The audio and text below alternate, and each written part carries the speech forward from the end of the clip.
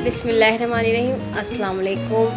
Welcome to my channel. आज मैं आपके लिए मज़ेदार रेसिपी लेके आई हूँ पाए की। आपकी तरह बहुत से लोगों ने कहा कि गर्मियों में पाए, मैंने कहा गर्मियों में पाए क्यों नहीं हो सकते, जब आइसक्रीम सर्दियों में हो सकती है तो गर्मियों में पाए क्यों नहीं। आइसक्रीम जो है सर्दियों में पिघलती नहीं है और पाए गर्मियों में जमते नहीं हैं। उसके बाद फिर भी आप सर्दियों में जिस तरह से ग्रीन टी ले लेते हैं, गर्मियों में भी ले लिया करें, लेकिन कोई फ़र्क नहीं पड़ता, होते बड़े मज़ेदार हैं। और मैं इस वजह से नहीं उलझती गर्मियों में पाए खाने से, क्योंकि गर्मियों में पाए खाते हैं ना तो वो ज़्यादा जमते नहीं हैं।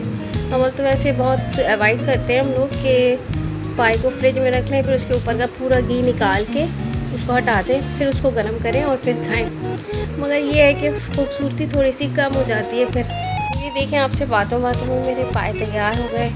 अब मैंने इसके अंदर पानी डाल के मैं इसको कुकर को चढ़ा दूँगी। अब ये देखें, भून भान के कुकर में एकदम तैयार हो गए। ये कुकर में जब हम पकाते हैं ना तो वो ना उसने हड्डी छोड़ी है और ना बहुत ज़्यादा गल के वो टूट गया है, हड्डी के साथ ही है और बहुत मज़ेदार हुआ है।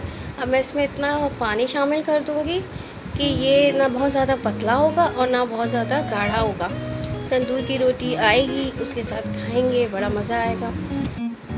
अब देखें, हड्डी बिल्कुल नहीं गुबोटी छोड़ी है। अभी देखें, मैंने इसमें इतना पानी शामिल कर दिया है जितना मुझे इसमें रखना है।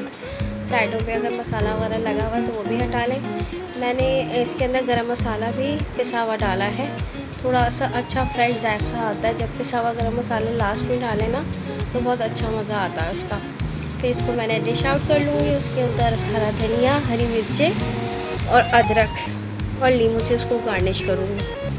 ये देखें, हरा धनिया डाला मैंने, फिर मैं इसके अंदर थोड़ी सी हरी मिर्चें भी डालूँगी, ज़्यादा नहीं डालूँगी। अगर हरा धनिया डाल देते तो वो बाद में काला हो जाता है, फ्रेश डाल दें तो अच्छा लगता है। ये नींबू डाल रही थी, गिर गया, सॉरी। ये भी निकाल देंगे और ये हमारी फ़ाइनल लुक। अल्लाह हाफ़िज़। उम्मीद है आपको पाए पसंद आए होंगे।